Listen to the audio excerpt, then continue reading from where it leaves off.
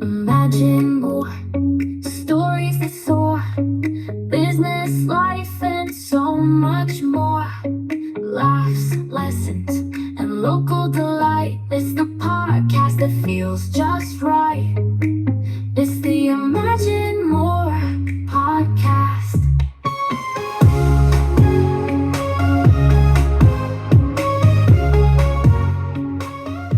Welcome back to the Imagine More podcast, where we dive into stories and strategies that keep our communities thriving. I'm your host, Rose Young, and today we're lighting a fire, but in a good way.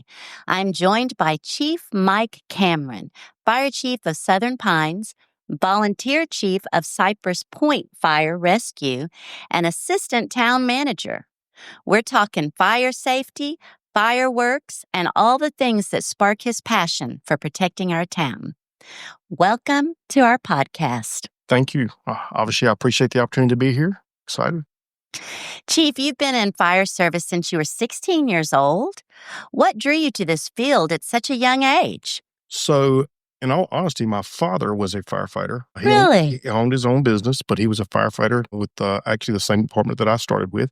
And so it kind of, I don't know that I was intentionally going into the fire service. I mean, obviously, every kid probably thinks about being a firefighter. Right. But I had the opportunity when I was 16 to join as a junior member, and it sparked a passion, and it's still burning to this day. I can truly say that I love my job, and I love the fire service as a whole. Still burning to this day. I had no idea. So you followed in your dad's footsteps. I did. How proud was he? He was very proud. He's very proud. So he one of the big highlights. He actually passed away on Father's Day last year. Oh, I'm sad. Yeah, very sad time. But he lived a really good life. Good. But one of the proudest things was when I became a fire chief. That was very. Oh, and he got to see you. He did. Oh, that's really cool. Yep. So, Well, I know that Sunday is Father's Day, so we'll be thinking about you. well, thank you very much. You've worn many hats: firefighter, battalion chief, fire marshal, and now assistant town manager. Which role taught you the most about leadership? So that's a difficult question. Okay. Every role, every one of those roles, every step in my career, I have had the opportunity to learn something. And I can still say I'm probably learning something each and every day. So when you start out as a firefighter, you're literally drinking from the fire hose, so to speak, Right. just because you're learning so many new things every day, day in and day out. Oh, my goodness. And you're learning the basis of the job. There's 100,000 different things that you really need to know to be proficient as a firefighter. But as you promote through the ranks, it starts to become more and more about leadership and guidance and, the next steps you want. So every one of those steps, I learned about being a good leader. I learned about being a strong leader. And obviously, I don't know that I ever emulated any one person, but I actually had a few really good proteges or leaders. Oh, that's great. Who Yeah. guided me through my career, and I really appreciated that. And so I steal a little bit from each one of those, how to treat That's smart. how to treat people who may be in your command, or how to treat the public in general. So learned a lot of stuff all through the way. Sometimes you may be delivering bad news, and the bad news doesn't always necessarily mean from a call. It could be from the fire marshal side of things. Right. Hey, Yeah. you're going into somebody's business, somebody's pride and joy, something that they've nurtured and built. And you got to say, hey, you're breaking a code. You're breaking a fire code. That is never easy thing to deliver. No. Obviously. So you learn how to deliver those messages in a professional and respectful way and those things. But the other side of leadership, sometimes you may deliver bad news to an employee or to a staff member or to the public. Oh, those things are tough. And so you learn a lot along the way in each and every one of those steps. So what do you think makes a good leader? Ooh, that's a tough question. So the first thing that comes to my mind is always empathy, understanding, being a person who can be decisive when necessary, be a person who can listen when necessary. Being decisive is very important in the fire service, as with a lot of leadership roles, whether it's the fire department, law enforcement, military, but you want a person who can make a decision, the right decision, quickly, with limited amount of information. So that's important. Being able to listen, knowing when to be really strong with somebody, but also then knowing when to put your arm around somebody because they need that support in a different manner. So there's multiple types of leadership. If you go into any library, any bookstore in the world, you can go in there and there's hundreds and hundreds of books on leadership. Right. Because sometimes it's not a physical thing. It's not something you can actually put your hand on. No, absolutely not. But you know, just like your audience knows, when you see a good leader, you can tell that's a good leader. Yeah. You might not exactly be able to tell why he's a good leader, but he is. But you can also see the other side of that. When you see somebody that's not a good leader, you can say, that's probably not being handled right. So I love your description. Yeah. Leadership's tough to put your hands on sometimes. And you said empathy was the first thing you said. First thing. That's amazing. And listening. Yep. That was another thing that you said. Yep. Wow. Listening and having empathy. Did you hear that, leaders out there? Those are very important. Listening and empathy. Not just being strong and forcing your opinion. Correct. Right? Correct. What if you want to be strong and force your opinion? How do you go about that? So that's a great question. And here's what I'll do. I'm surrounded by really good leaders, and some of those I've had the opportunity to promote and put in those positions. But one of the first things we do weekly, even daily meetings where we're talking about what's going on in our operation. And one of the things that I always try to do is listen to what they say.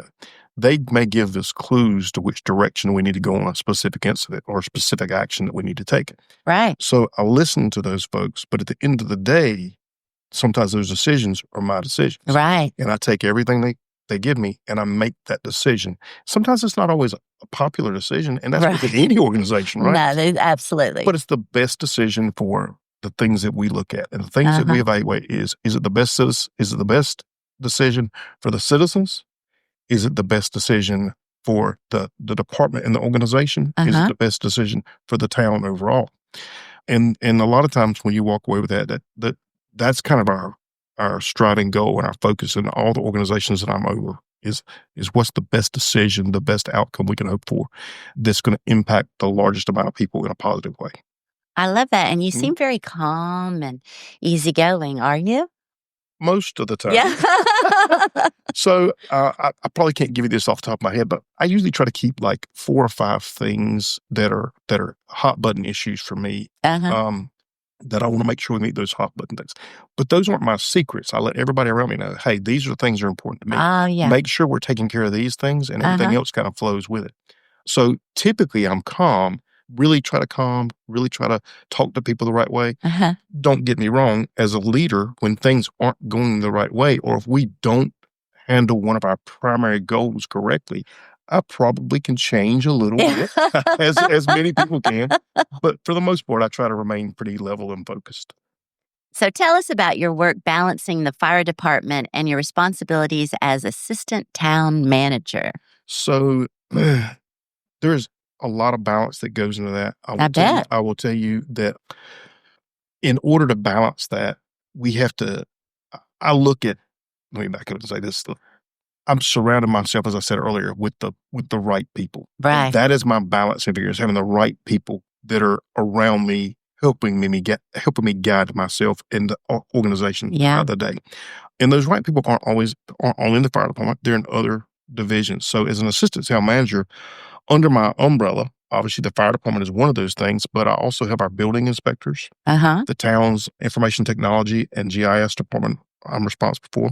I'm also responsible for public works, which is a wide array of stuff. So, I bet, yes. Public works administration, our street department, our water and sewer folks, our engineers within the town, and our environmental services folks who are out picking up stuff off the sides of the road. So we have a lot of things under my umbrella. So there's a lot of things pushing in the right direction. There is no way, and I would never sit here and tell you for 1 minute that I'm doing all that on my own. Right. We have got some of the best leaders in the town of Southern Pines. For a town our size, we are really, really strong. Nice. With people that are educated and have experience in managing certain aspects of the town. So I'm just really fortunate to oversee them. I had no idea there was so much to it. Yeah, there's a lot to it. Now, isn't that 2 full-time jobs?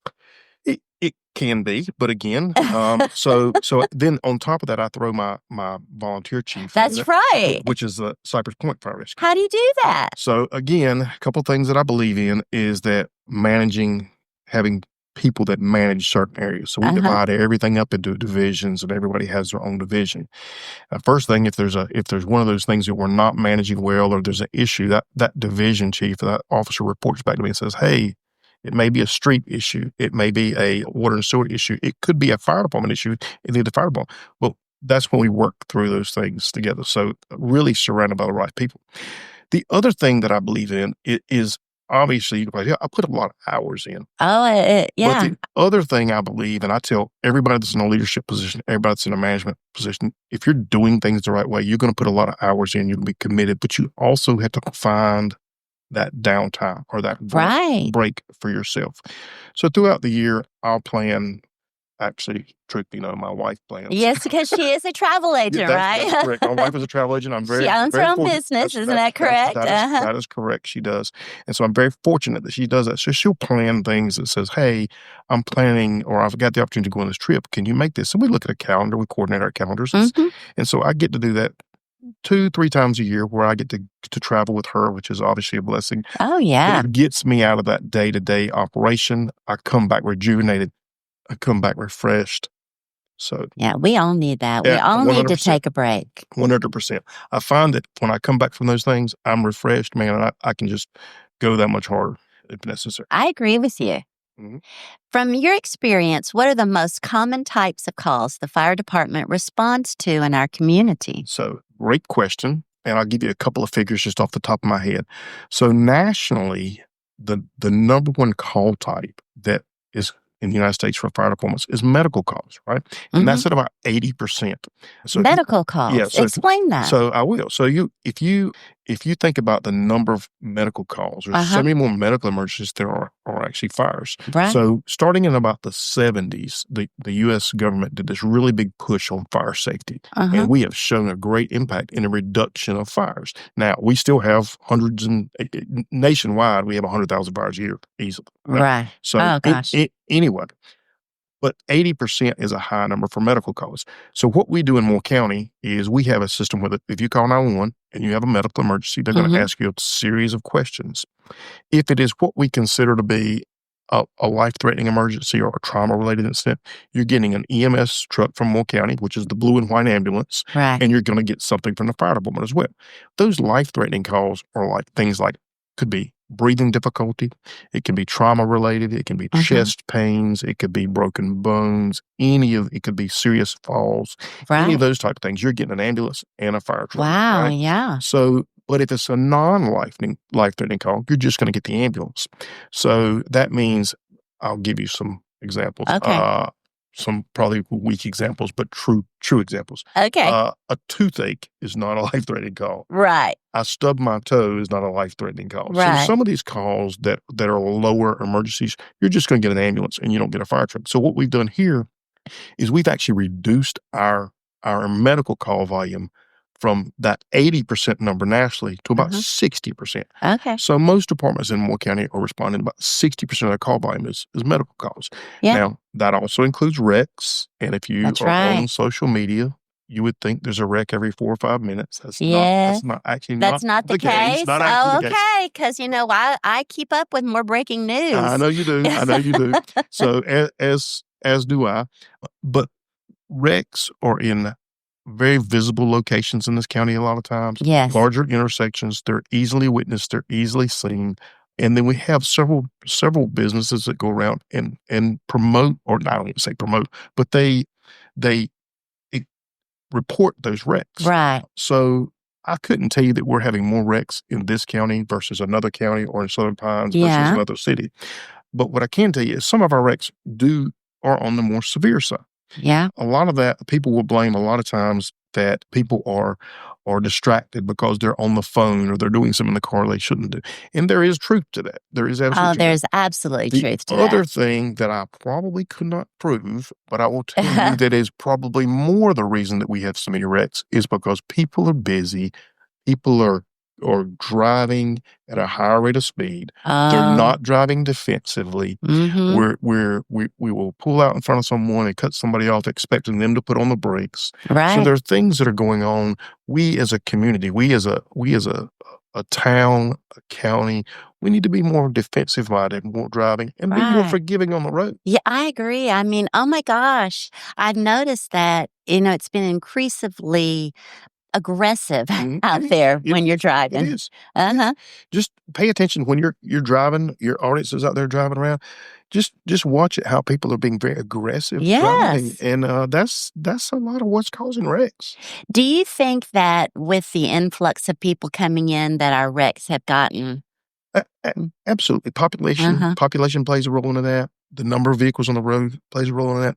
One of the things, remember this, the southern end of Moore County, we're kind of a go-to area. If you live, we're basically an 8-county area that if you're going to go shopping, the grocery store, out to eat, to the movies, entertainment, anything, where are you going to come to? Yeah, you're going to come to us. So it's not just the residential population. It's the population that's coming here for their needs or their entertainments or to work, or it's population that is passing through our area.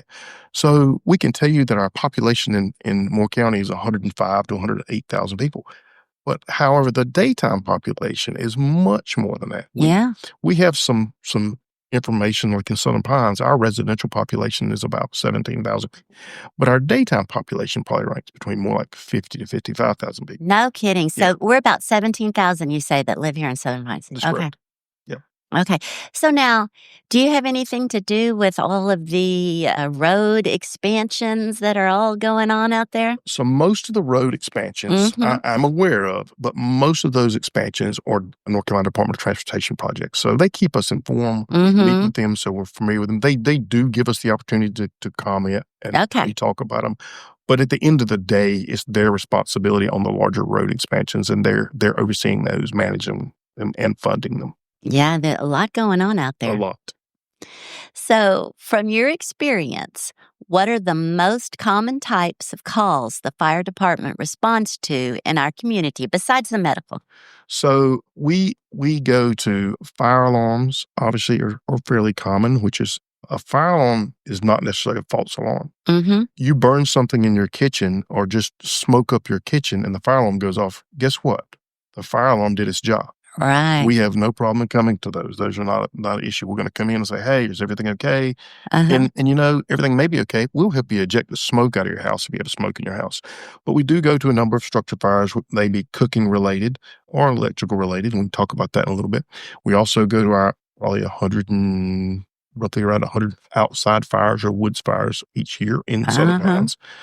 So those are some of the problems we go to. We do things like gas leaks. Unfortunately, we had 2 gas leaks at the exact same time, day before yesterday. Really? Natural gas leaks where gas lines were damaged. So we do those as well. It could be a carbon monoxide leak in someone's house. There's just an array of calls. We typically find people will struggle with things, and if you can't tie that call to law enforcement type event, the fire department's going to get it. So we also do things, not that we advertise it, but it's natural progression. You're advertising it. Well, we are.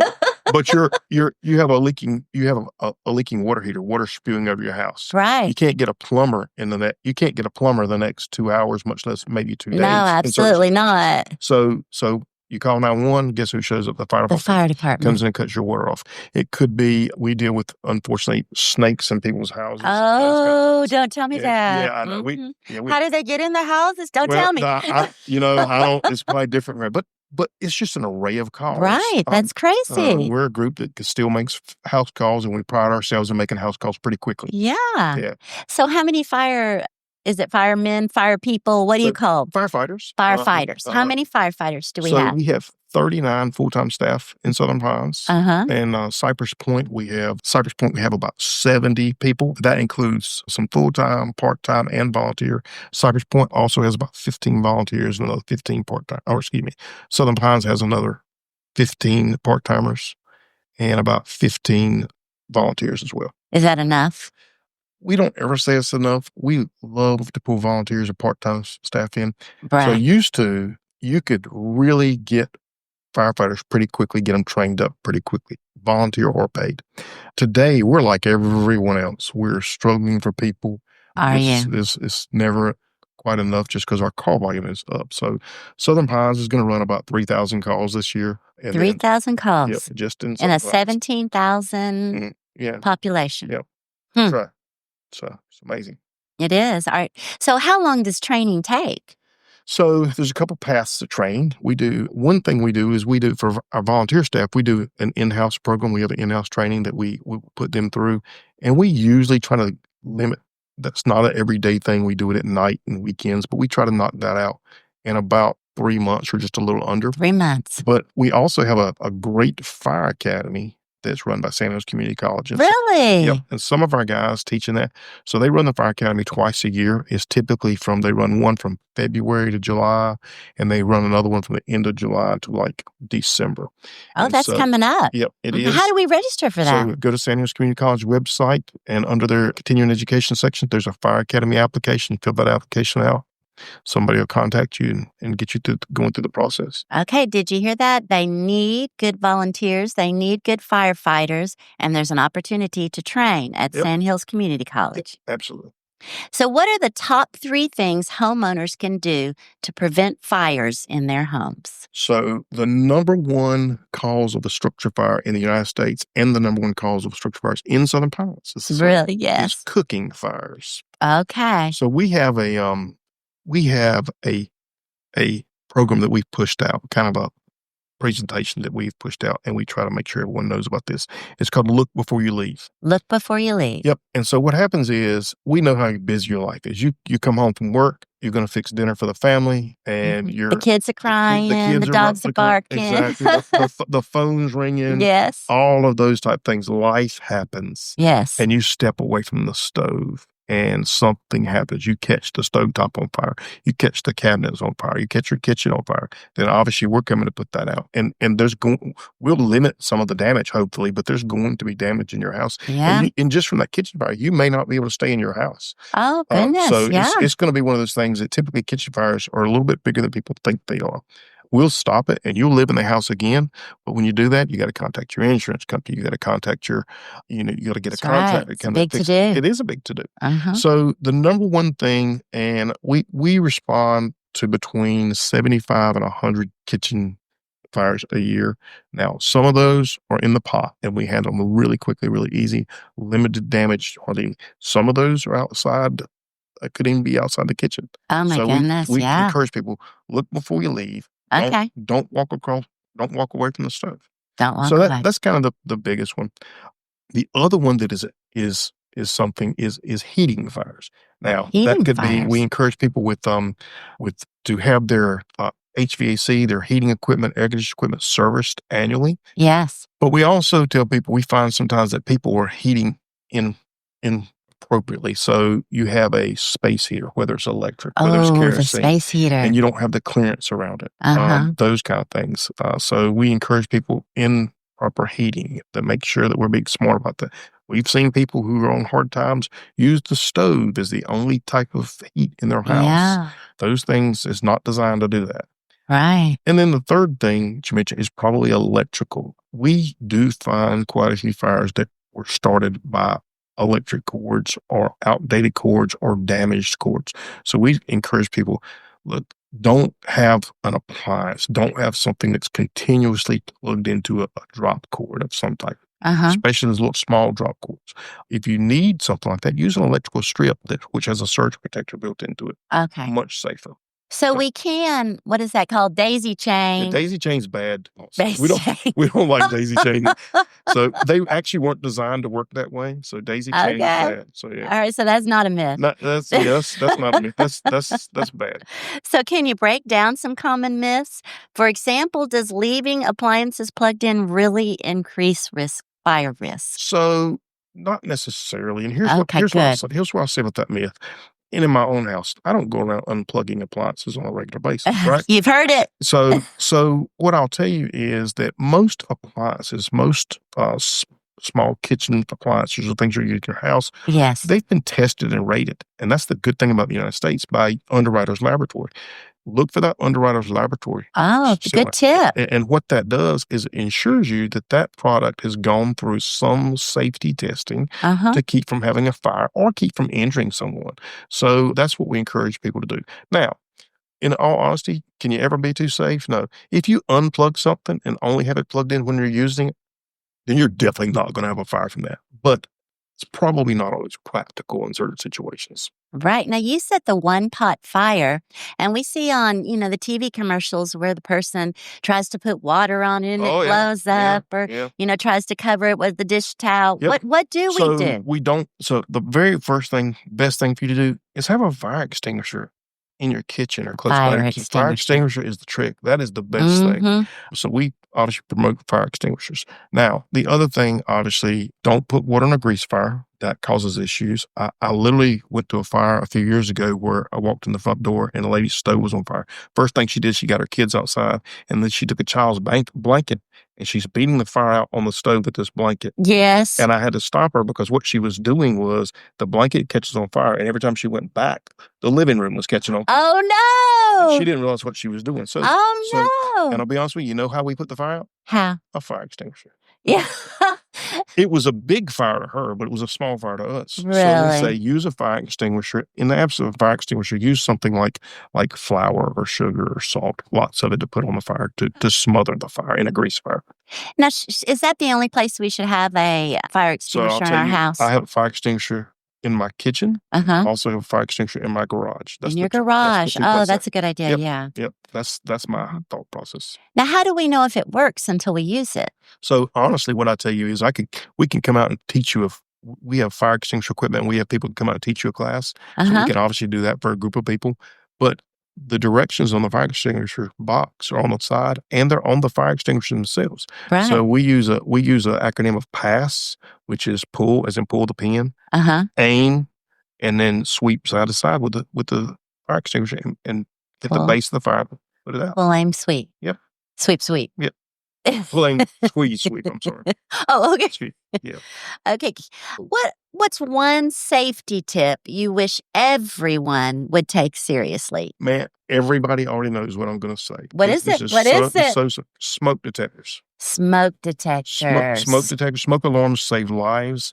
If you have an alarm system in your house, you have a smoke alarm, make sure you have those in your house because they really do save lives. Yes. Not only that, let's say you're one of those people that's living life, you're cooking dinner, and you mistakenly walk away from the stove. Yes. Well, what'll get your attention is when that smoke alarm goes off, you're going to, and it may be a small fire. It may be something, you can just remove something from a burner. You can do something really easy and save the fire department from coming. So a smoke alarm is so valuable and people just don't think about that. So I have to tell you that when my husband found out that you were coming, he went all around all the house, started looking at the smoke alarms. I didn't tell you that I was going to do an inspection before. Yeah. He might have been worried about that. Okay, so now I wanted to have you on before the 4th of July. Yep. Because I know that is a time of concern for a fire chief. Yep. Tell me what your biggest concerns are. So the biggest concerns with fireworks and the 4th of July, believe it or not, the number 2 concern is fire. The number 1 concern is injuries. Right. Every year across the United States, there are thousands upon thousands of fireworks-related injuries. We're risky with our fireworks. We are very risky, and we do things that we are not really qualified to do, capable of doing.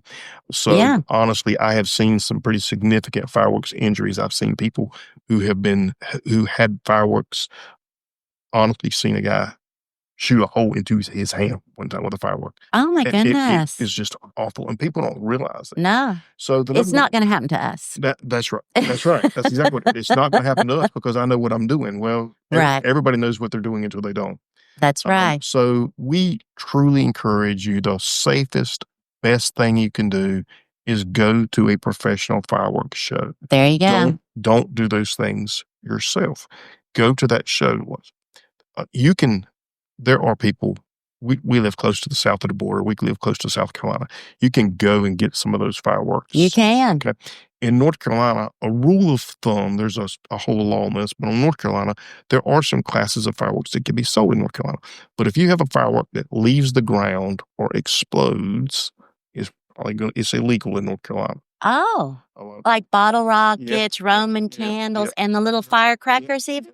Yeah. Really? Yeah, that's right. I didn't realize that. Here's something that's not illegal in North Carolina, but it's still very dangerous. Sparklers. Sparklers. Right. We give our kids sparklers. Yeah. Has anybody ever thought how hot that sparkler ever gets? Young kids. Yes, we give little kids. We see some really small kids with some pretty serious burns. Oh my Hands and gosh, how arms and scary. legs. Yeah, it is very scary. And so that sparkler gets so much hotter than you think it would. You cannot touch it. You can't touch them. It won't necessarily set a fire, but if you lay it to your skin, it's very damaging. Right. And then, it always scared me because the little sparks fly out everywhere and everything. Do you see that a lot? We do that. So it's better than it used to be. People have gotten more safety conscious. Good. Moms are taking that really extra step, and I'm a dad, so I can kind of dad sometimes a little bit more on the edge occasionally, right? So moms are saying, "Hey, do not give our kids the sparklers. Do not, So that's right. okay. It's getting better, but it still happens every year. So do you just say, "Don't do a sparkler"? Yeah, I'll say, "Don't do a sparkler." Mm-hmm. Yeah, yeah. Dangerous. It's just not worth someone getting injured, right? Yeah. You will regret it when you burn a child. You will regret it. You're going to regret it. Yeah. Yeah. Oh, absolutely. Yep. You'll regret it. Yep.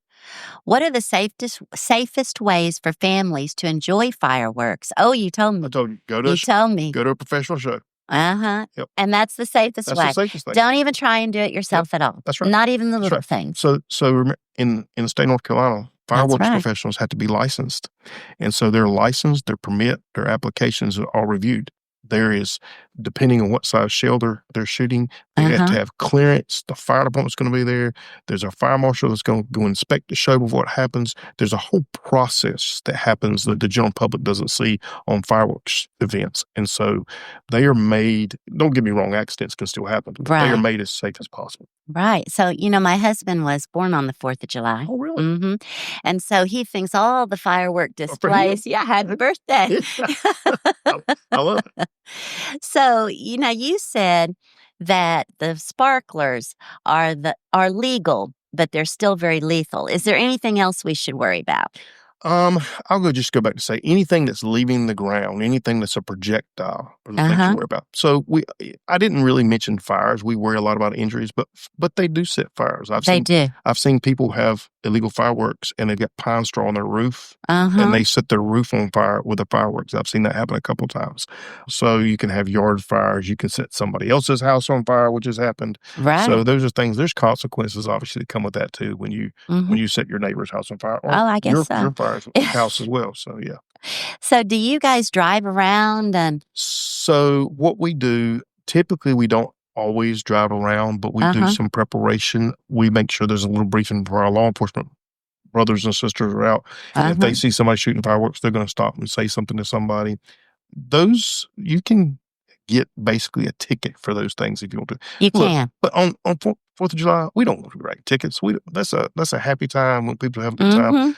But more importantly, we want you to be safe. So that's the big thing, is to be safe.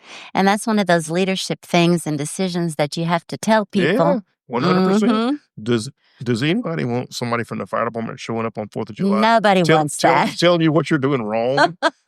So, no, so anyway. So anything else? Any last minute advice? Any last minute things about the fireworks? I think those are the big ones. So we can go to South Carolina and purchase all those crazy fireworks. Okay. Why? Why is North Carolina so it's much better? It's South Carolina would so disagree with you. Yeah.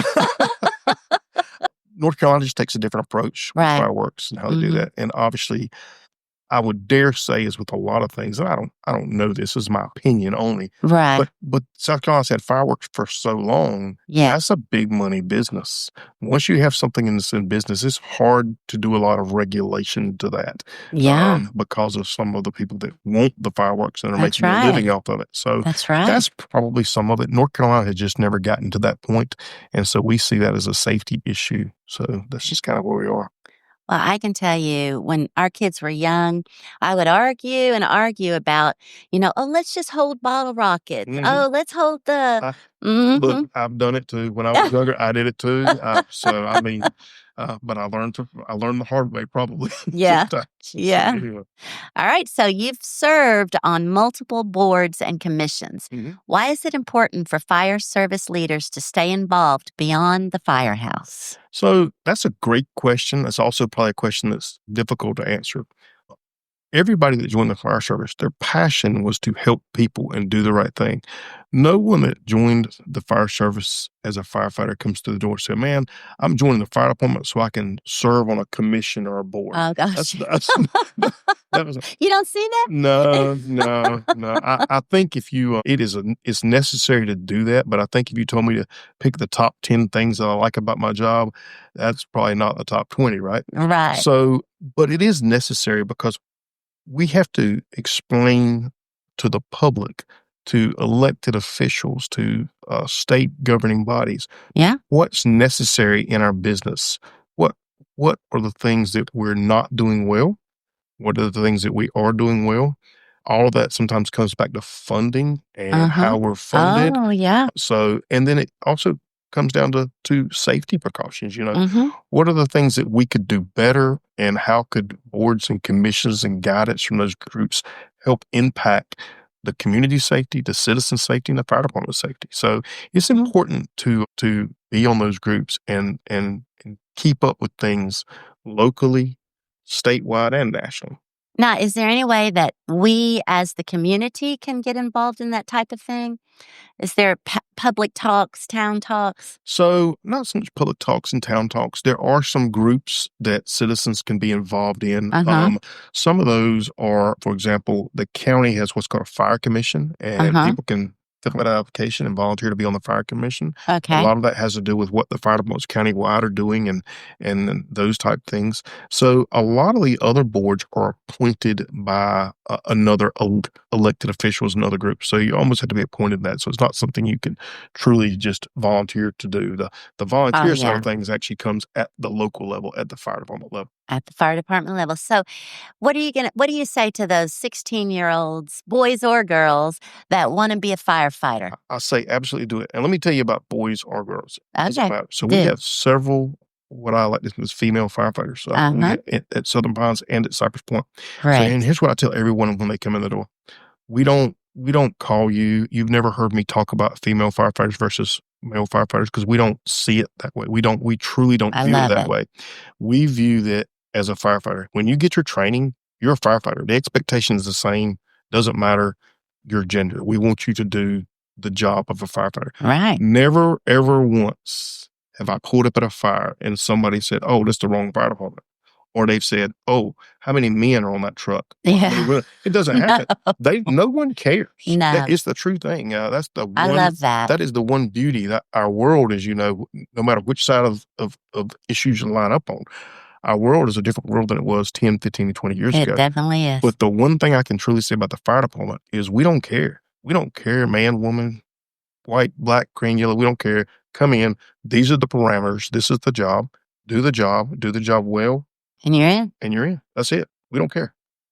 How long were you serving on the fire department team before you became chief? Let's see. I joined when I was in 1984. 84? I was 16 in 84, so I joined at 16 years old. I became the chief of Cypress Point in 2009, and then I became the chief in Southern Pines in 2016. So a decent. I'm on my lot of experience. I'm on my 41st year as a whole. Of that 41 years, almost 31 is career related. So decent amount of experience. Yeah, a decent amount, definitely so. So I hear you're a baseball fan and a very passionate Carolina basketball supporter. Yep. What's your go-to argument when you're defending your team? So this is where your audience gets split, I'm sure. That's right. Baseball in Arkansas, where I'm from, is really big. Yeah, baseball in Arkansas. So let me talk about baseball first. So I'm a huge baseball fan. Okay. Been a baseball fan my whole life. And did you play? So I did play. I played high school. High school was as far as I went. I would say my son played some college baseball, so that was a big deal. But I coached for a while, which was also a passion. I coached before I was a fire chief. I loved that. I try to get to a new baseball stadium every year. Later this year, I think I'm going to get to see the Seattle Mariners for the first time in Seattle. So I'm excited about that. Wow, yeah. If I have to pick a team, it's the Atlanta Braves, like a lot of people from the South. I kind of grew up with the Ted Turner era Braves on TV kind of thing. So, but I am a huge Braves fan. Even though they're not quite doing what I thought they were going to do this year, I'm still a Braves fan, diehard Braves fans. But I'll go see baseball anywhere. Not Cubs? I like the Cubs. I like the Cubs. The Cubs have got an outfielder that I'm really big on, Pete Crow Armstrong right now. So I like the Cubs. Okay. I pay attention to Cubs. I pay attention to all of the teams. I can't say there's any one team that I dislike. Okay. There are some that I like better than others, but I'll go see a baseball game anywhere, anytime. Even locally, go locally too. I'll go locally and try to see some baseball a couple of times a year. Even like the Bogies if you hadn't gone to see the Bogies, man, they put on a great show. I've been. It is fun. It is very fun. So that's a good thing. Basketball, I grew up playing basketball also, but my passion has always been on Carolina Tar Heels. Okay. My argument has always been, and really you only have to argue with people that wear that other shade of blue, that darker blue. We won't say their name. No advertisement for them, right? But I would say we have 6 championships and they're trying to catch us, and we pretty much had a down year this year as well, but I feel comfortable that the Tar Heels will be They're coming back. Yep, absolutely, absolutely. Well, what's your go-to argument? Did you tell me? Probably the fact that we have 6 championships. We also have our players, or in my opinion, develop better in college. And when they get to the NBA, you look at the NBA players from Carolina, and they probably have a little bit more longevity than the ones from the other school. Nice. And do you like our coach? I do. I do like the coach. How long has he been there? He's been there 6 years now. Really? Getting ready to go 7, I think it is. Okay. Yeah. All right, we're going to do a quick fire round, and I don't want you to think about it too much. This is the one. This makes me nervous right here. Just the first thing that comes to your head: sweet tea or lemonade? Sweet tea. Sweet tea. So you're a true Southerner. Yep, I am. Favorite vacation spot with your family? So my family and I have spent a lot of time in Florida, all over the state. My kids are adults now, so we have done some cruising together as a family, but probably some of my favorite vacations were spent in Florida, up and down the coast of Florida. Really? Yep. Now, do your kids still live in this area? My son does. He lives in Cameron, and my daughter actually lives in Cary. So that's not bad. Yep. You're lucky. Yep. And they will both be here to see me on Father's Day. Oh, that's so wonderful. Yep.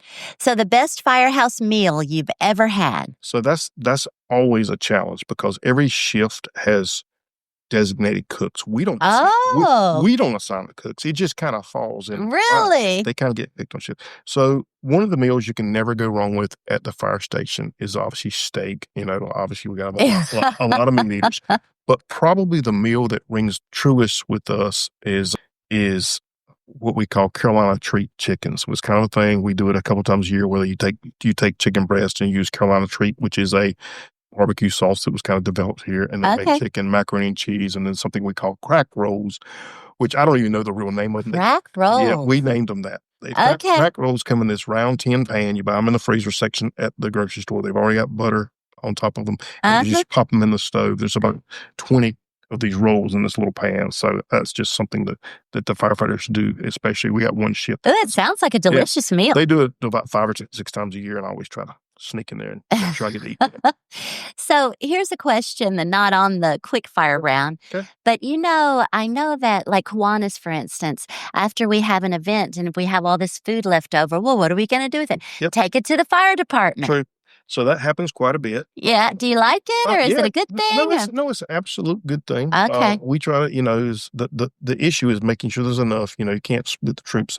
Right. Typically on a normal shift in Southern Pines, we have about 11 people on duty. 11 At people. Cypress Point, there's about 6 people on duty at a time. Okay. So it just varies, but yeah. So don't bring in it if it's not going to feed all 11 people. Yeah, you can't feed half of them. Or a tablespoon of this, a tablespoon of that. Okay. Thank you. Yep. So let's see. One thing that makes you laugh every time. Man, that's hard. I laugh a lot. I don't know. That one's really hard. One thing that makes me laugh every time. Do you have a favorite comedian or TV show or joke or? So the TV show, which is actually what I consider a little bit older show right now, it was really used to make me laugh. I probably don't laugh at TV a whole lot, but I used to watch. They quit making it now, but the show called The Ranch, the first 3 or 4 seasons. Oh yeah, that was hilarious. You like that? Yeah, that was hilarious. So you always laugh. Yeah. Okay. Dream celebrity to have on your fire safety team. That is a struggle because I think that when you look at somebody, you don't want them just because they're a celebrity.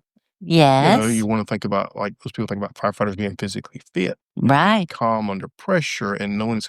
So if I had to throw a couple things that are, obviously, people would probably go crazy, but I throw The Rock out there because he's physically fit, right? Uh-huh. The other person that I thought about who is calm and I think would operate well under pressure is somebody like, say, Tom Hanks.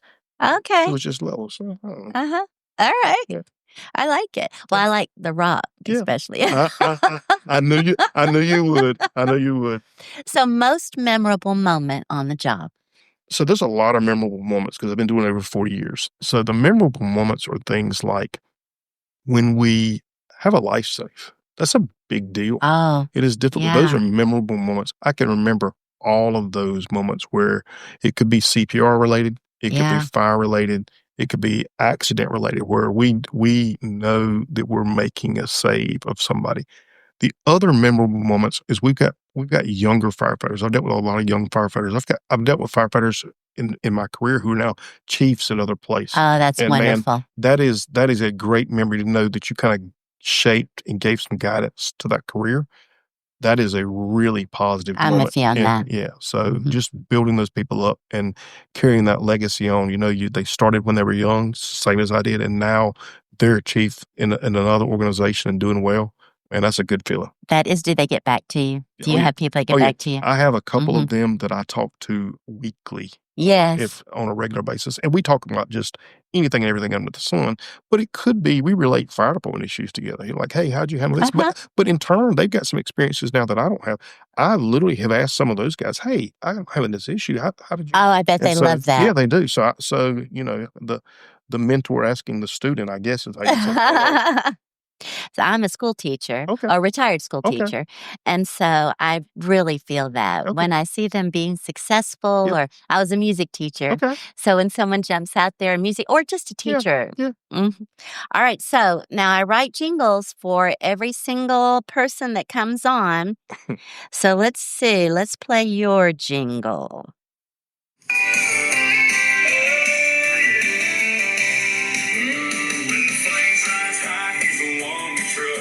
Southern Pine safe is always a must. Fire calls the town halls, he's leading the way. Chief Cameron's got your back, not her day. Chief Cameron's got your back, not her day. Did not know you were going to do that. That's really cool. I don't know whether I'm very impressed. I'm a little bit probably embarrassed by that. Remember that? That's good. Very good. So thank you. I'm glad that you liked it. Yep. So, Chief Cameron, thank you for not only keeping us safe, but also for sharing such valuable down-to-earth advice today. For everyone listening, remember, fire safety starts at home, and nothing ruins a barbecue faster than a visit from the fire department. That's right. Stay safe out there and join us next time on the Imagine More podcast, where we always aim to spark a little inspiration. And hey, if you enjoyed today's episode, please follow, subscribe, and leave us a review. You can find us on your favorite podcast platforms, on Facebook at Imagine More, and on More Podcast Central. Your support helps us keep bringing you the stories that matter. Thanks again.